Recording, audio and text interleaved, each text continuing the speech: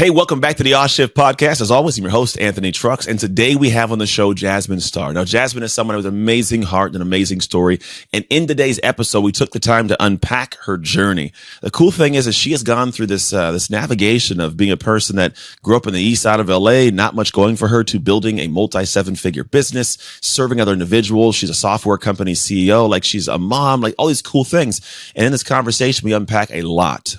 How she went through leaving law school to become a photographer and didn't even own a camera, and how she turned that into a six-figure business, along with the progression up the ladder towards being a person who now shares all over the world the amazing thing that she does and creates freedom for other people's lives. We talk about the mindset behind the scenes of how this came to pass, because a lot of people just don't create that.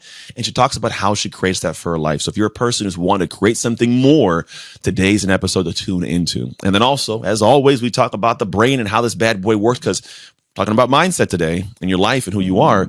I know for me, that's the most important part of how I function. My brain, what allows me to think and talk and share and speak in this manner. And it is a machine that needs fuel, and the best fuel you can give it is the right nutrients into your body. And one of the products that I use that I absolutely love is called Magic Mind. If you go to magicmind.co/shift or use the code AWSHIFT, AWW shift at magicmind.co, you'll have an opportunity to be able to get a discount on your first shipping of this product. It's a little green juice you pop in every morning, which I do every single morning, and I love it. It gets me dialed in, gets me clear, and allows me to be here with you right now, present.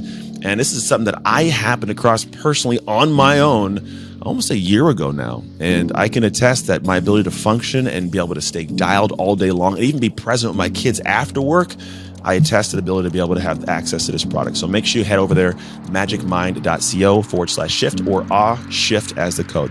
Let's get into the episode.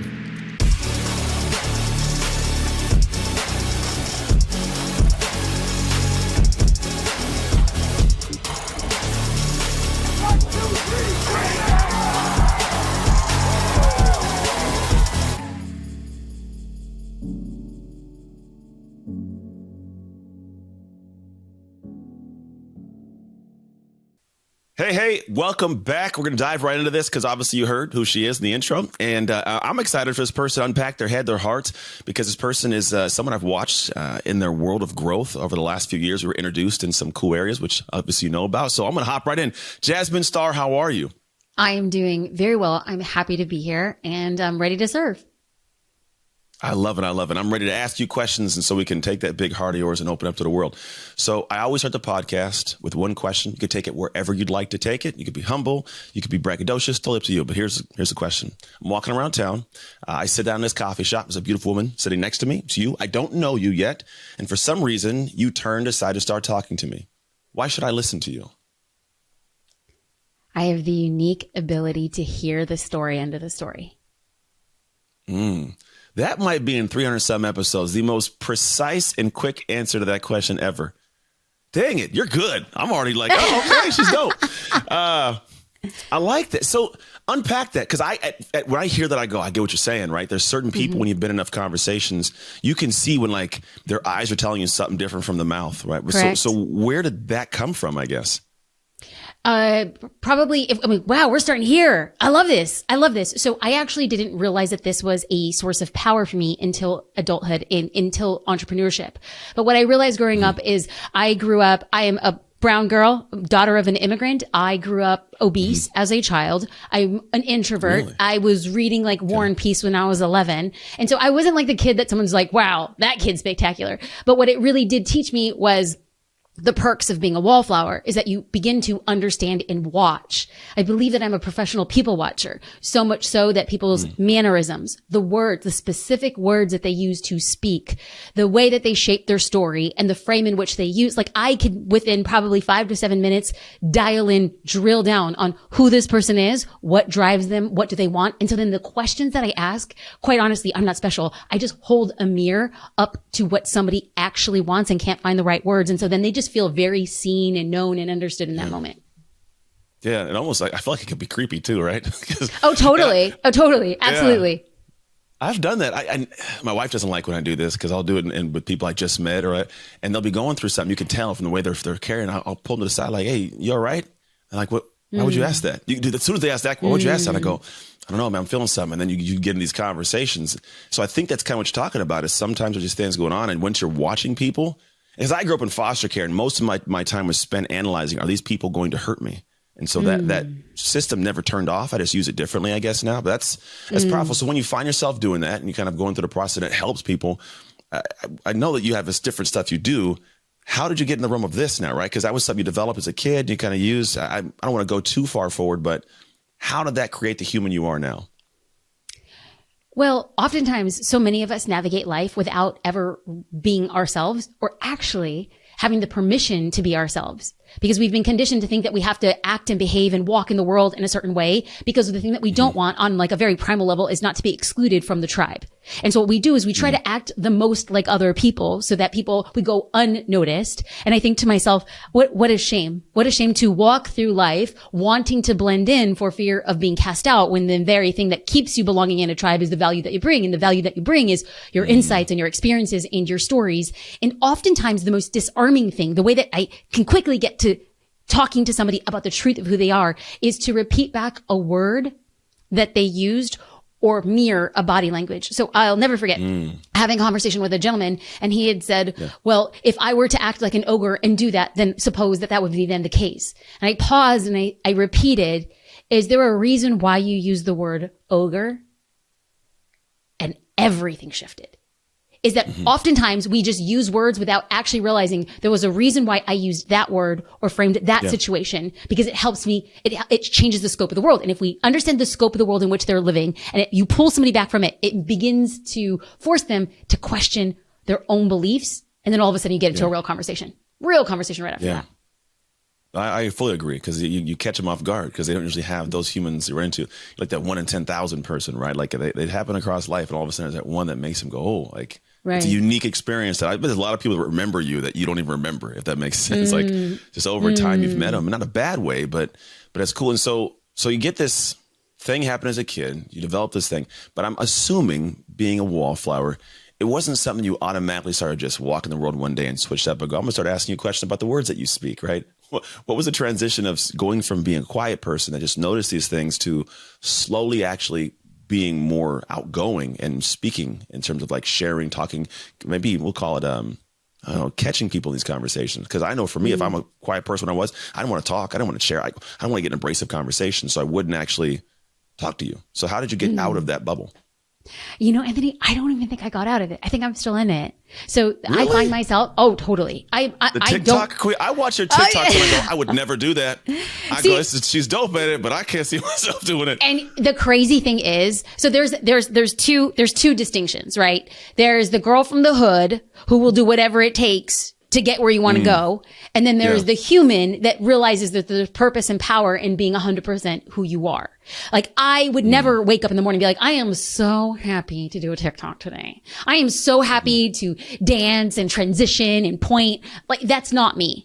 That's not what I like to do, but it is what I will do. I will do things other people won't to get results that other people don't. Gotcha. Personal belief, neither here nor there. And my approach is different than everybody else's approach, and as it should be, and what I'm comfortable with, other people are not comfortable with.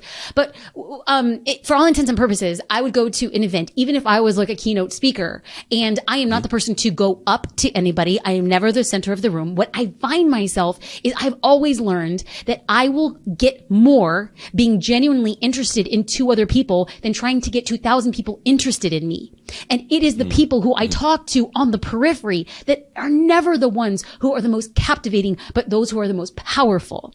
And so, you know, at this time, I applied to go through this business program through Stanford. It's 3 months. It's for Latino American business owners.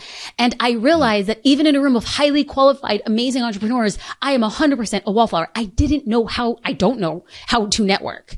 But what I do know is this is still to this day. I mean, this happened last month. This is like last month. I'm in Palo Alto. I'm in Stanford at the business school. And I realized that I am one of the last people in the lunch line. And I realized there was somebody standing in front of me and we got a 5-minute wait. At this point in time, I'm in my zone of safety because there's food on the horizon and a 5-minute time frame in which we must do it. Started a conversation. Lo and behold, I had no idea that this guy was transformative in the program and was going to later be a mentor.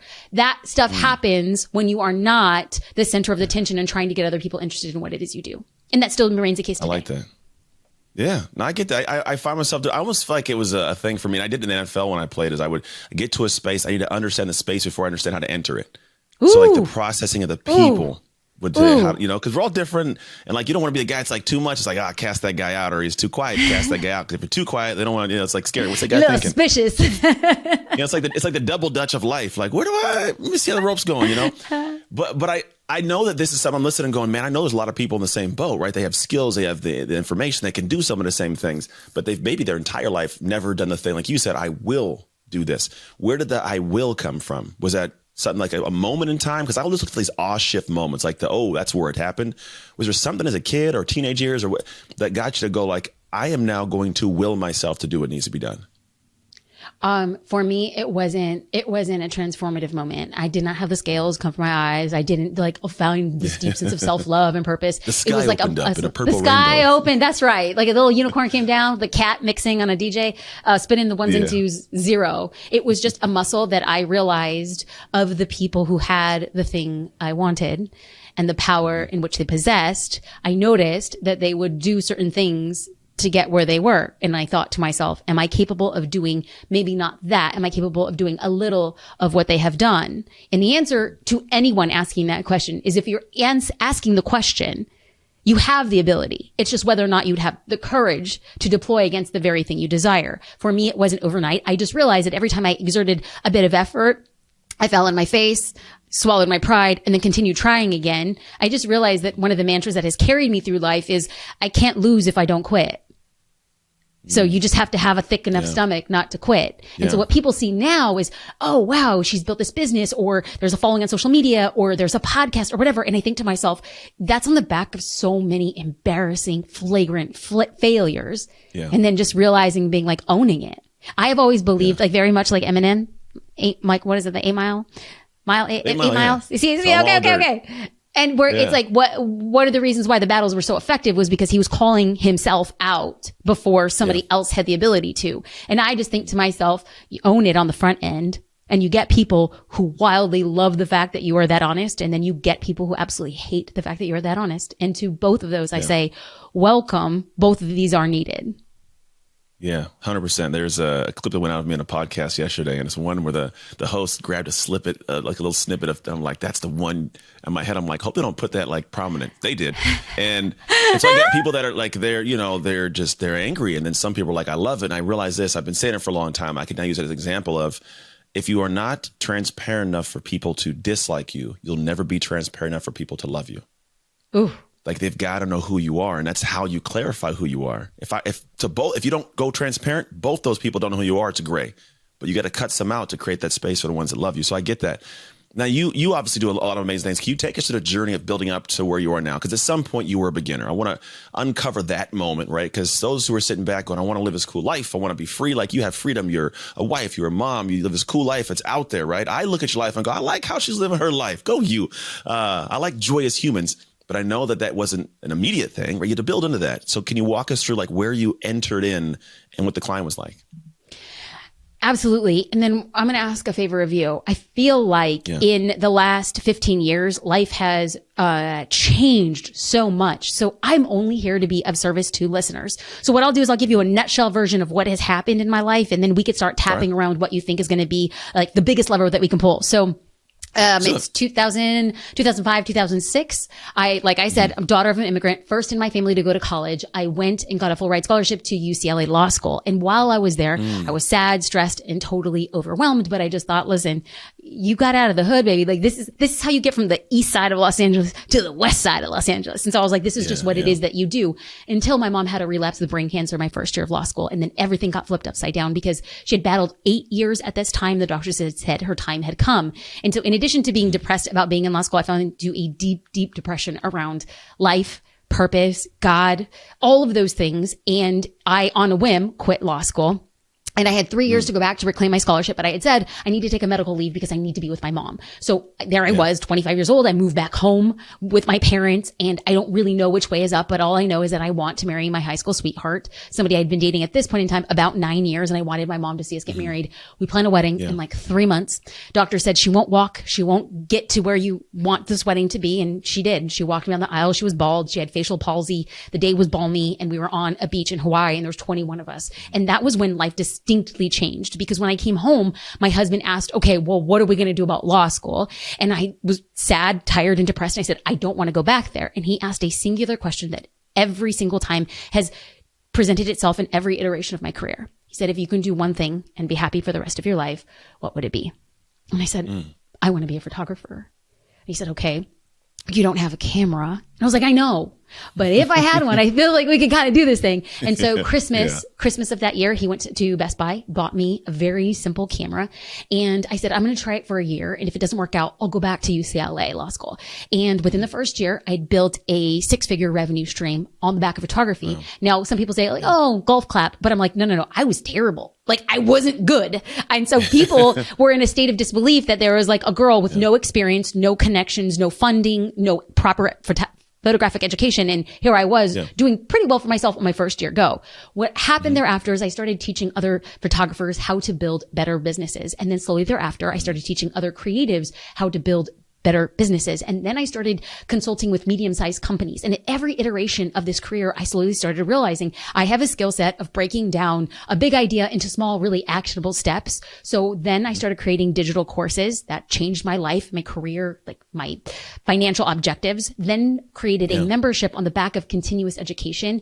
And then in 2021, decided to turn the membership into a full-on SaaS tech platform to where we empower small business owners with the marketing resources that they need for their business. And along the way, I've documented my journey on my podcast, on my blog, on newsletters. I just create, and share enough for that people say, I really like her. I really can't stand her. Both of them. Okay. Yeah, at the same time, right? Yeah. Yeah. And that's a good thing, because I think sometimes I can't stand her has got to be tied to like, and not that it really can't stand, but like you hold a mirror, right? You're like, this is what's possible for your life. It was, I don't know, going back, we have a lot of kindred aspects, and I don't even know if you know, but my mom passed from MS. So like she had an autoimmune disease that took her life.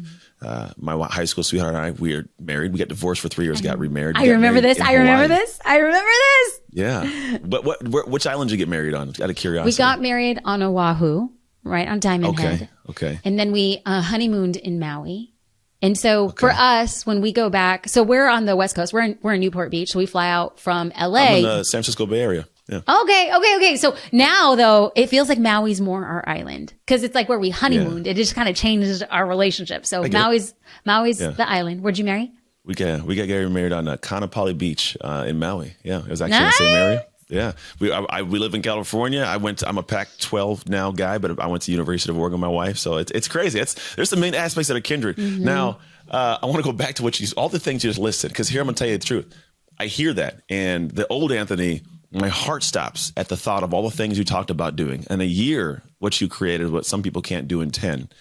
And we kind of alluded to this prior to the phone call. And I think this is the best place to dig in, because as opposed to picking each piece apart, I want to pick apart the top that created that, which is the mentality, the mind behind it all.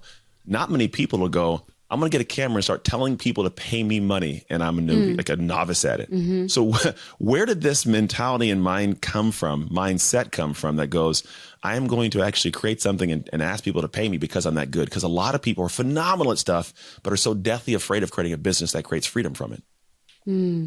I actually had a conversation with about this with my husband, and he had asked me, why of all things did you look at photography and think that is the thing I could do? When up until that point in my life, Anthony, I would look at everything and say, I would want to do that, but I can't. I would want to do that, and I am not able. I would want to do that. And for the first time, as I went through the journey of choosing a photographer for my wedding, I realized that I was not making an intellectual business decision. I wasn't even making a logical decision. I was making 100% emotional decision for an emotional transaction. And it was in that moment, whether or not I realized it then, but it's clearly looking back at that, is I was like, I will lose playing the talent game. I will lose playing the marketing game. I will lose in the business game. I can win on the emotional game. And it was the first time that I flexed that muscle in understanding that I had the ability to connect with people on a human to human level. And then I quickly distilled that at the time I was working part-time for my daddy's church. So I didn't make a lot of money. So the risks were really low. I just thought to myself, well, if I can book 5 clients, if I can emotionally connect with somebody who believes in my capacity to do a very simple thing on a very special day, I just needed 5 to match what I was making at my daddy's church. Like I said, not a lot of money. So the minute I was able to book the clients, I was then officially in business. And so I didn't actually have to ask people to make a transaction. What I had to do was to appeal to an emotional aspect for an emotional decision. And every single iteration thereafter has, can I connect with somebody's deepest desire and showcase a transformation, showcase a result? If I do that, then I don't have to ask for a sale. I simply have to make an offer. And then they decide based on the equity that had built up until that time, that then they say, this is the right answer. I know that there are a multitude of other options out there, but I choose this person to take me where I want to go for that transformation.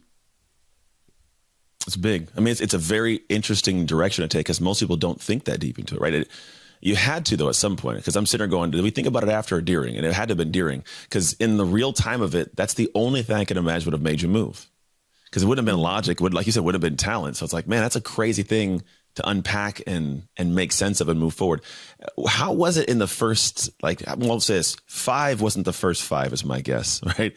How did you handle the people that are like, what are you doing? Those who said no, you don't have any experience. How did you go through the journey of getting those 5? Because a lot of people would have said, I got to get to 5, and then would have tried it for 1 and fell off because they didn't get the first one.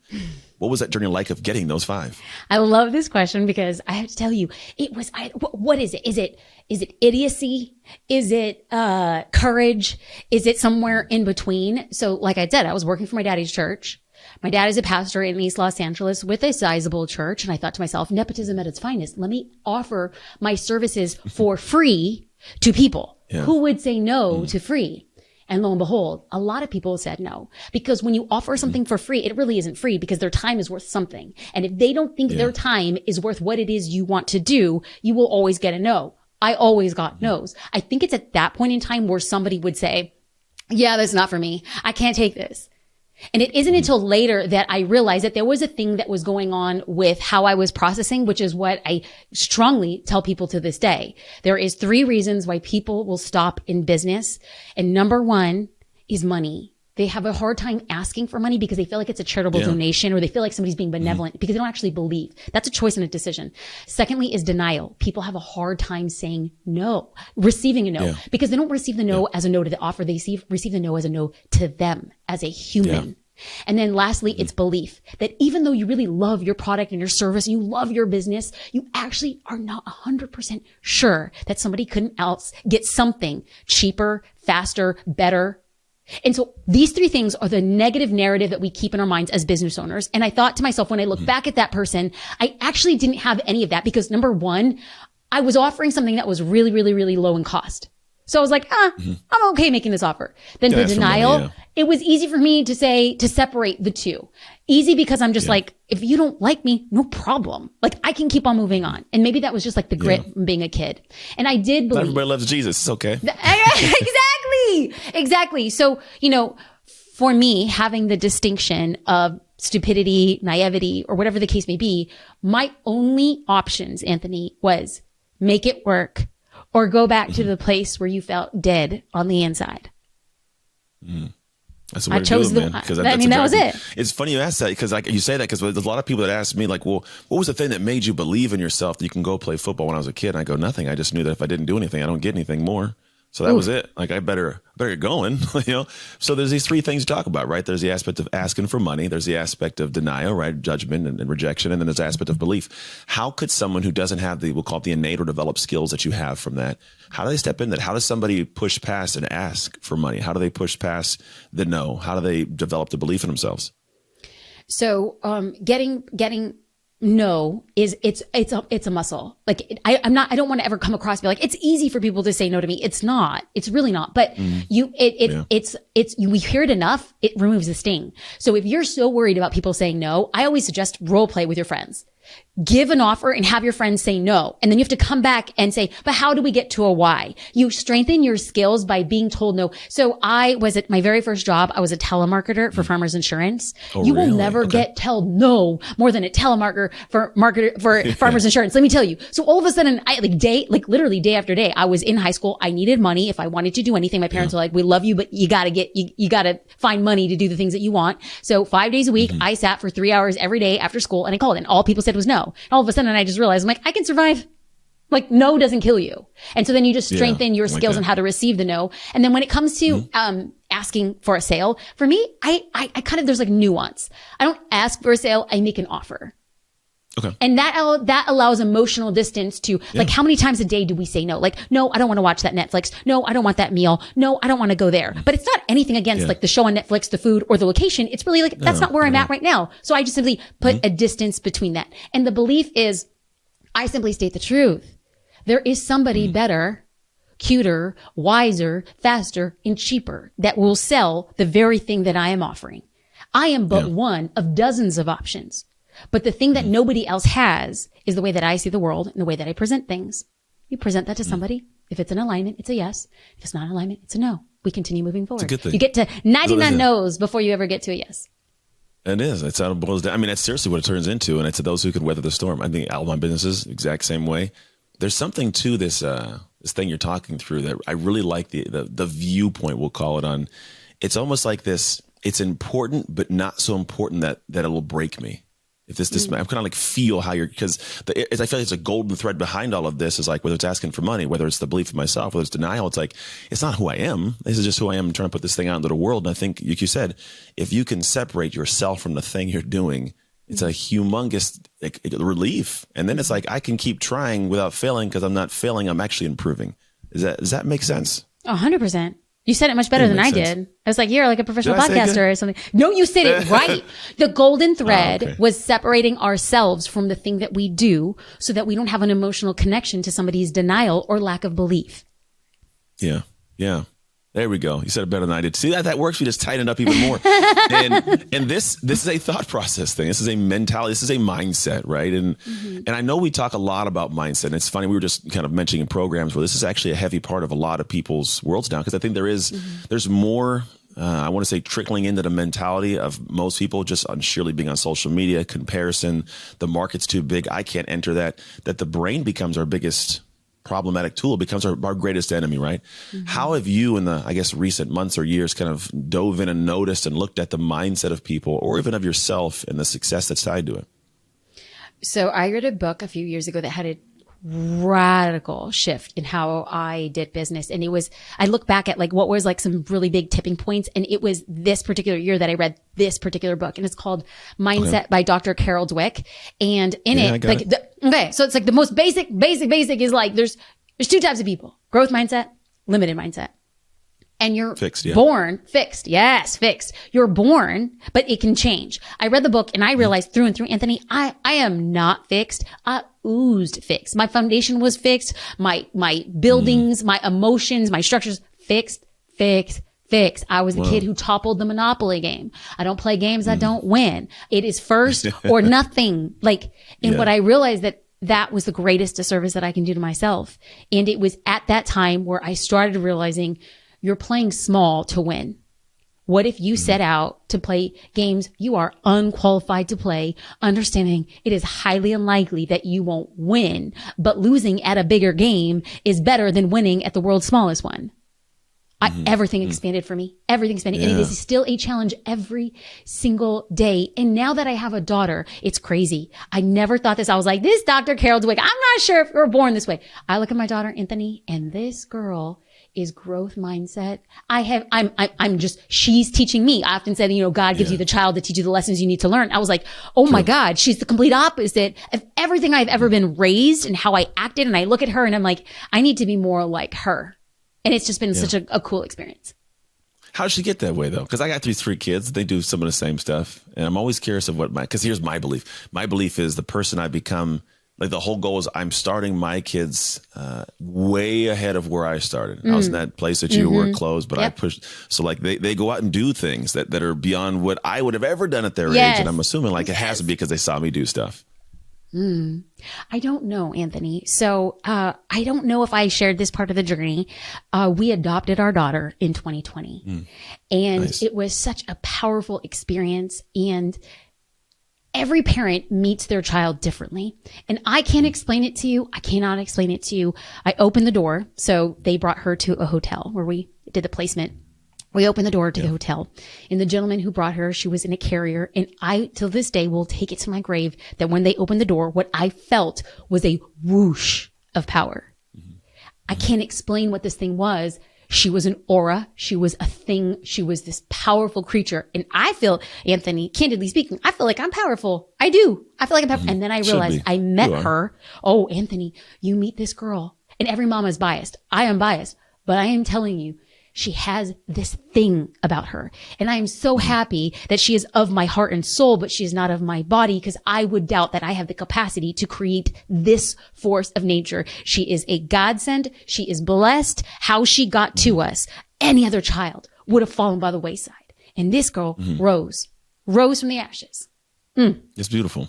It's big. That's a necessity for her life, because she's going to be around amazing humans. But I think it's good, because then what happens is, as you call her the greater things that you know she's capable of, she's actually going to enter them easier. I would say with more open arms. I think whenever you have the opposite is difficult, because I know as parents, like I'm a parent, I'm thankful I learned this early. It's like, I did my thing. I don't have to live vicarious. So I don't want more for my kids than they want for themselves. Amen. And so it creates this space where I can believe. I love that, the parenting journey, man. And you're just getting started on it. Oh, I know. Bless my heart. It's a fun one. This is going to be a complete sidetrack from this. What are your thoughts on, so there's, I guess, we'll call it two schools of thoughts, two situations. One is have kids young, and then you build with them, which I think is a little harder. Or you have kids later in life because you've been established, you can create like an easier, smoother life. I had kids young, and the thing that I look at is I get to spend more years alive with my kids alive because I had them younger. So it's kind of fun, but it was difficult building a business and a marriage on, because at the same time, obviously you're in the side you're in. What are your thoughts on the comparison between the two? This is going to be off the cuff. I don't even know where this came from. I love it. I love this conversation, but specifically because there are so many women who are straddling the line, regardless of age, of career and motherhood and partnership. And I look back at it and I wouldn't do anything different. Are there days that I mourn the lack of time that I would have with her later in life? Absolutely. Are there times that I'm like, oh God, please may I be around for this child to have a child? Like, that is the prayer. I don't know what that looks like, but I have zero regrets. I am so happy that we waited as long as we waited against our desires. We wanted to adopt earlier. We started that journey, and we were on that journey for 3 years, and it was long and it was painful and it was arduous, and everything that we thought we needed, it was the complete opposite. And it wasn't until we relinquished our desires and control that we were placed with the absolute perfect person, missing puzzle piece in our family. I would do it all the same all over again. Like, it was the later in life that empowered us to set her free on a path that is just entirely different from the struggle of the path that both of us pursued to get here. Yeah. I get that too, because my kids definitely went through some struggle with us, you know. And there's never. The thing is, I wouldn't change anything either. And it's like chicken or the egg with this one. Right. I might have found a new chicken or the egg, like, accidentally. How is the journey of infusing this new soul into your family worked with the career you have, the marriage, you know, all this stuff going on? Because I know that's one of the things a lot of people who have kids later or don't at all, they go, man, where do I get to this point in business, at this point in business, at this point in life? What are your thoughts on, like, the mixture of those things? Well, I really am very cautious about how I speak about it, because everybody's on their own journey. I don't think there's a right or a wrong way. I'd will just say that, you know, I do things that maybe a lot of people won't do in order for me to live the type of life that I want. And so whenever I say I wake up at 4:30 in the morning, people automatically repel. They're like, that's impossible for me. I would never advocate that for anybody. It is what I do, because I can put in work before she's awake so that I have the time and latitude in the day to be present as a mom. And then my husband, who is my co-founder, business partner, he's taking a very big lead in her life in the middle of the day that empowers me to say, like, when this door is shut, like at the time of this recording podcast, my door is shut. And if the door is shut, it means I'm in CEO mode and I'm in go mode. Yeah. And that clear distinction is not easy for many people. I know I'm afforded a luxury, but for me, it is a line of distinction. Like, I'm in work mode and then I'm in mom mode.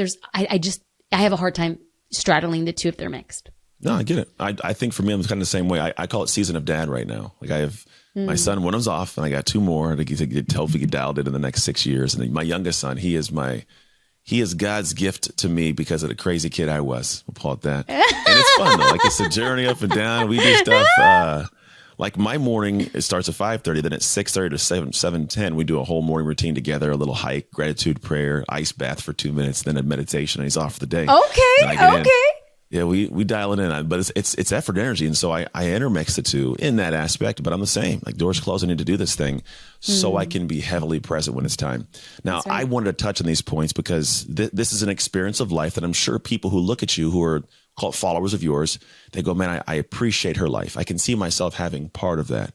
And I want to bring it back to the aspect of the career that you've created for yourself, right? Because you went from saying, I want to do this for me. I want to build a life of freedom, of joy, of peace, and of income, and for myself. And over time, you said, I want to create this for other people. So I guess I want to say, what is the thing you hope to create for the people who come across your work and your products, your program, and everything in terms of what their life could be? I don't think it's the great answer, but it's just the answer that is like the truest version of why I do the work that I do. Is I was 26 years old and I never in my entire life ever met a single person who ever had a business. I didn't know it. It was so far out from our realm where in our neighborhood, gardeners and cooks and house cleaners lived. That like my biggest aspiration was to drive a Toyota Corolla and wear pumps and a leather briefcase and be somebody's secretary. That was my dream. I didn't know the world anything bigger than that. And so all of a sudden, when I saw how big the world was and how the internet democratized the way that people showed up, that the internet leveraged the playing field for the unqualified to work their way into qualification. And I was on the cusp of that. And so now all I want to do is to tell people that the very thing you want to do is on the other side of consistency. That's it.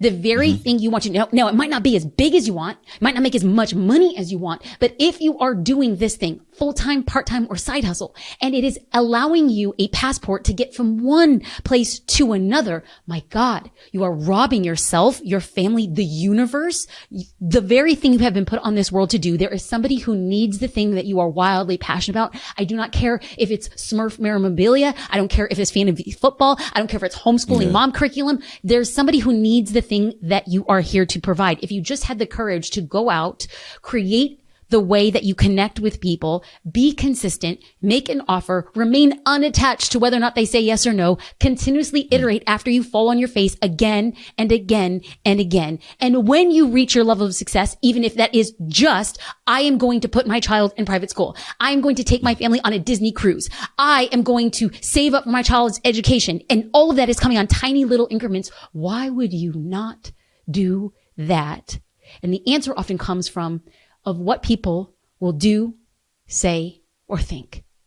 And to me, the option is so clear, Anthony. It is either you will do what you love on your own terms when people have an opinion, say things, and give unsolicited advice, or you will not do the thing that you have been put on this earth because of what people will think, say, or do. I simply choose, and who I attract and who I speak up for are the people who never had the courage to speak up for themselves. And I say, I am the most unqualified. I am unrefined. I am uneducated. I am unqualified. I had no business starting a business and I started one and my life changed. Would you like to experience that change? That's the only people I speak to. Yeah. Beautiful. I'm going to do this right here. So that's the whole cheer. This is a high budget podcast. Sound effects. Come on. We got some things, man. I rarely use this one. I might do it for the first time. You ready for this? This is the one I rarely ever use, but on that one, we're going to do this. Oh, shift. Wait, hold on. But here's the thing. You know, I'm Mexican and Puerto Rican. Do you have a laser horn? Like, do we have a wah, wah, wah, wah, wah? I don't. Dang. Oh, I should have that one. You need to sponsor it. I was just like, you know, the Boricuas in the house need a laser horn. Let's have your fancy people lay that down. There you go.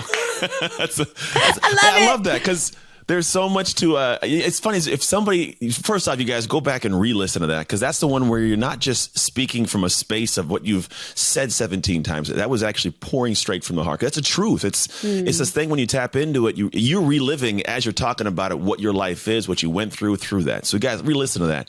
But there is so much truth to the aspect of you got to go. And people have heard this before, right? But there's always these things where we will create road bumps. We'll create these things. I want this, but I don't know this, but I don't know this. Yeah, but you don't. But imagine when you do, that one's gone. Go to the next one. I don't know this. Okay, imagine when you do, that one's gone. And then eventually they get removed little by little by little. And what you're saying is, look, hey, on top of that, like, I'm going to help you remove some before you even know they're coming up. I'm going to try to do this. That's why you've created what you've created in life. And so at this point in time, like your mom, your wife, you have this business you're running. Genuinely, like, what are you trying to create for the back end when your daughter is 16 and she comes home from, we'll call it high school, and she's looking at your life? What do you want your life experience to be like? Because I know if I'm looking at the trajectory of how you've iterated over time, in that much time, something new is going to come. It just has to. You can't say the same person, right? Right. What is your heart pulling towards in the long run? Oh, that my ceiling becomes her floor. That she comes home and she's able, to see that she will have road bumps and she will have doubt. And there's a group of people who actively make the decision every day to do things that they are not prepared for. That if she were to come home and see her mom do things in spite of fear, if she could see her dad support her and be a soft place to land and say, you will do it on your own and you are going to fall. But just like your mom and just like your dad, you will get up again. You will get up again. I don't care, Anthony, if it is a house by the water in a zip code that you see on television shows. I don't care if it's an apartment, because that is where we started. That's where we've been. We adopted her when we were living in an apartment. There was a lot of things in her life that she could look back to and say, despite it all, they continued to rise. And that's Maya Angelou. Shout out to the queen. Still I rise. Good. If that's what she comes home to, and that is our home motto, I think I will have done a good job as a mom. I know you will have. I think it's kind of the thing I do too, is I there's something to be said. Like, I've done American Ninja Warrior and Hit a Buzzer. My kids got to see, like, my kids all they have no memories of me playing professional sports. Their friends go, your dad play, can I get a ball? My kids don't care. They're like, wait, my dad's side? What are you talking about? This is my dad, right? And I go, so in my life, a lot of what I want to do is the same thing. I want my kids to start vastly, far ahead of where I did. But I realize I have to be a guy that's continuously chasing, and I got to be someone that's cool, right? There's something to being a cool mom and a cool dad, in the sense of they'll listen to me. Or like when their friends, like, they look online, they go, that's your dad? Like, that's cool. And I feel good. I'm not gonna lie, but part of it goes, now my kids understand what's possible, what could be done. They can push farther past that, because there's something to be said about being a kid that has a cool mom or dad, in the aspect of it leaves me in a space where, like, I feel confident to step into something new. And so I feel like not only you created that for you and you've done it, you'll keep pressing on so your daughter can go, man, my mom's dope, right? But also other people to create it for their own lives and press out. Anthony, like, here's the thing, homie. Like, you goals, like, you goals with a Z at the end. I am such a nerd. I will never be cool. My daughter will never look at me like, my mom is cool. She'll be like, my mom. That? No, homie. Like, legit. She'll be like, you do TikToks like a monster. I'm saying like, these dope TikToks. I'm thinking they're cool. So I don't know what you're talking about. Yes, but when you're a kid, that's embarrassing. She'd be like, my mom is embarrassing me. And I think that at the end of the way, like, if she could look at that and be like, my mom is a nerd and she's still eyed by people, I'll find my face in the world too. So cool or nerd, whatever, I think our kids are going to end up at the same place, because they see their parents doing the thing. They see the parents doing the thing that other people don't have the courage to do. That I think is the thing where I say cool. And my kids, I had them see me on stage. Like, it's just, I don't want them to be like, my dad's this, but it's just like, man, like, okay, my dad's, and I think that here's why I think it's important, is because now my son's in college, 17. He calls me and his mom like every day. Like, every day we get a call or FaceTime. He feels something in the day, and it feels real good. And I go, that's only because he feels like we're cool people to call and talk to. There's something to the weight of us as human, and that's from all the years of building and fighting and doing the crazy. If I was just a dude, that wasn't doing anything that he saw as cool, I'm not going to say that what you have to do is what I do, but there's a certain aspect to being there. I don't think he calls the same manner, to be quite honest. I hear different stories about kids when they take off of, like, I haven't heard from him for a week. I'm like, I don't know what that experience is like, but I try to do dope stuff, so he'll call me. Anthony, it's like, to me, when you talk about parental success, and we all have different versions of that. There are some parents who would be like, that's too much for me. But I hear that and like, that's my version of success. If my daughter went away to college and she were able to call me 5 minutes a day, I would think I did it right. Like, I won. Yeah. So now that you said it and it is possible, I'm like, baby girl, my goal is to make you irresistibly call your mom every day. That would be a win. Yeah. That would be the win. I would win that life. Win. I think it's a win. I tell people I want my kids to want to come home for the holidays. I said, however it works, whatever I did, it's all the relationship, how I established it, conversations we had. I take private time with them. And I think that the ability for me to do it comes because I don't two things. I don't have a career where I'm gone all the time.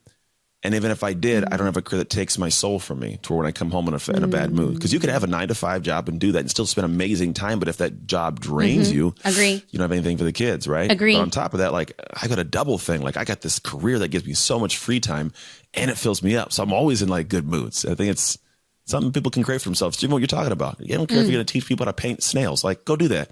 But do it amazingly. It'll be fine. Amen. Yeah. I like it. I've really enjoyed the thoughts that you have. I didn't know that we had so many like kindred aspects there. It's kind of cool to unpack them and get to know you.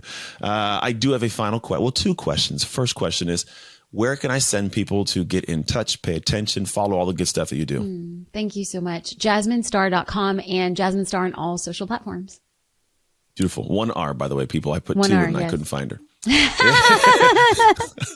I went looking, I was doing my research, and I was like, it sounds like maybe you're a 2-star kind of personality. I'm like, that's a 2R kind of personality. No, baby, I'm a 5-star. Come on. I'm a 5-star. My bad. Okay, Hey, 2R, 2-star. No. You gotta throw the laughter in there for that one, because that was a bad one. I got all these little buttons. I gotta use the buttons. Oh, I'm happy. I'm happy that I get the sound effects. Nobody else has. Maybe one other person has. I don't know. My brain just like, I'm gonna put these on. Second question, final question. If I look at all the world of what people are, there's always something we have as a gift to the world. So I'm going to ask you, what promise did God make to the world when he created you? That I will be a reminder that you are enough. That what you do is enough and who you are is enough and what you say is enough. And your best efforts pale in comparison to how people perceive you while you're so consumed wondering how you will ever get it done. There are people who are looking at you, appreciating how hard you're working to pave the way for them. Yeah, I like that. That's a powerful one to land on, because I know we're talking about all these different things, and I don't want someone to sit here and go, well, I'm not doing what they're doing. Am I enough? Because that is never the case. To be quite honest, I believe you are always someone to someone. You may not even know that someone, or that someone could be your dog at the house. I don't know what it is, but if you realize that, then it's like, live the fullest, broadest depth of who you are without the comparison, and you create a cool life. Your life could be damn amazing in time. Agreed. I like it. Thank you. Seriously, I know you're a busy CEO running your thing, and you get to come and hang out. So I appreciate your time. And I'm looking forward to following more of the stuff you do. I watch little TikToks. I'm like, oh, that's how you make the transition thing, and you put the words here. I'm not even kidding with you. I'm trying to figure that stuff out, because I don't have the preemptive desire to be on social in that manner. So like, I find like weird thoughts and I'll throw them up randomly. My team's like, can you do more? I'm like, I'd like to, but you better call me every time you need me to do it, because I don't think of it sometimes. Okay, so I mean, it's all about action, Anthony. Like, if you were to put on your calendar tomorrow that you are going to take a distillation of one thing you learned from the day before and you put it out in less than 30 seconds, I do think that we're kind of like a boomerang effect away from a lot of the trending, pointing stuff, and that you as a thought leader, you as a strong Black man who's very articulate and is there to empower people, if you were to share 30 seconds of one lesson you learned the day before, you can record it. You could put it out. You don't need anything fancy. You add a little bit of text and it's done. And it's not just a thing to do. It's extending your impact in the world. Yeah, I do it all the time. I do it. I just don't think to do it all the time. That's the thing is I'll pull my phone up, and I don't even have been on Instagram today. I'm like, oh, I forgot to be on that thing. So I'm there. I did one a couple days ago. I took off in ways I didn't think it would. I'm like, people like that. So I do that. I explain it in this way. When my kids get up in the morning, I want to be with my kids. When my wife takes it to school and she comes back, I want to be with my wife. And then I'll do stuff like talk to you. Then from here I go to the next thing. And it's like my brain doesn't go to social, go to social, go to social. That's the one thing. But that's where the people I want to serve are. So it's this thing where I do sit back and I carve out time to create amazing ideas and videos. Team puts it out. But yeah, the whole TikTok game, that's a whole different, you got to be more consistent. So I'm going to work on that. Good for you. That I'm not, it's just more of like carving out time. That's right. We're off at a tangent. That's okay. I want to appreciate your time, and I want to Thank make you, sure Anthony. we get out of here so you have your Thank you. world you move to. Thank you for hanging out. Those of you who are here appreciate with you. us, thank you for hanging out with us too. You could have been anywhere in the world, but you chose to come hang. If something that me or Jasmine shared in some manner that served you, go do it. That's the biggest thing I want you to take away, is that we don't just say things to say them. You should say them and go, hear them and go, okay, how can I infuse it in my life? You do that, and that's how your life changes. And if you know somebody who you've been trying to get through to and they haven't really got the nudge, maybe something that we have said today can be the nudge. So share this episode with them. Outside of that, I thank you again. And as always, make the most of your off shift moments so you can make shift happen. It's Anthony Trucks and Jasmine Starr signing off. Hey, thank you for tuning in to the Shift podcast. I pray that we gave something amazing to your life. And if you found this episode served you in some way, I would love if you could share it with people you know, people you love, as well as your community, because you never know who needs that simple little seed that can grow into something amazing for their life. And the actual training doesn't stop here. If you want your free copy of the show notes sent to you after every episode so you can get the major points consolidated down, simply go to textanthony.com and message the word notes. Till next time, make shift happen.